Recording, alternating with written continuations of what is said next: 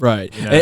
And so going along with that, so what would happen if you're an injured potential claimant, just someone who got hurt, and the liability carrier who insures the at-fault party, the purported at-fault party, what happens when they offer, say, $1,000, $2,000 to, for the pain or the medical treatment that's anticipated, and then the symptoms reappear appear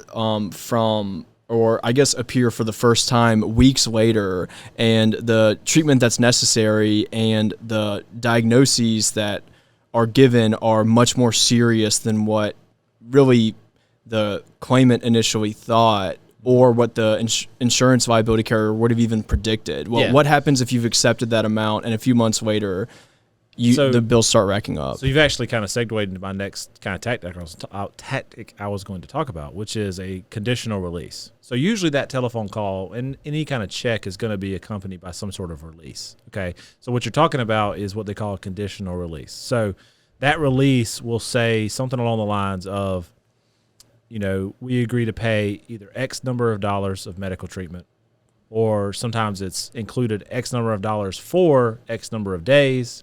Sometimes it's, no cap, but a cap on days. Okay, so what that person's doing is when they cash that check and they sign that release, they're waiving their rights to sue that driver.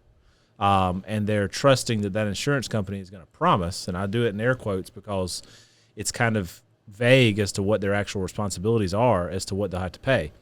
In exchange for resolving the case. So when someone does that early, just like you said, they may have that. Well, first of all, the problem is they do not know their damages.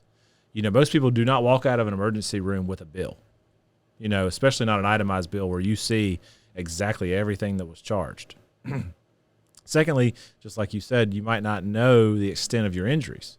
There's plenty of injuries that don't arise for 3 days, 5 days, maybe even a month or so later. Or the degree of that injury is definitely not known at that time. So that is exactly the problem. So to answer your question is, short of having an attorney, their options are limited. I mean, if they release that driver and cash that check, then they're going to have a very uphill battle to try to then file a lawsuit against them if they do find out, a couple months later that they need surgery or something like that. Now, you can walk them back. They can be voided. We have had success doing that, but it's definitely a limited window. You had one recently, is that right? Yeah, I had one where they're trying to use a recorded telephone call as a release. But then after that, they sent an actual written release and a check, and that's when the client came to us. We, of course, notified them that the offer was rejected and that they would not be accepting that offer. And they did push back saying, no, your client has already released our client, and we'll send the $1,000 check again. But yeah, we were able to basically push them on that, and we ended up settling that case for the true value of what it was. Right. But those scheduled releases or sometimes they're called scheduled if it's a time limit, and sometimes it's called conditional. And one more thing before I forget. So just just so I guess people are aware who check this out. So you mentioned that sometimes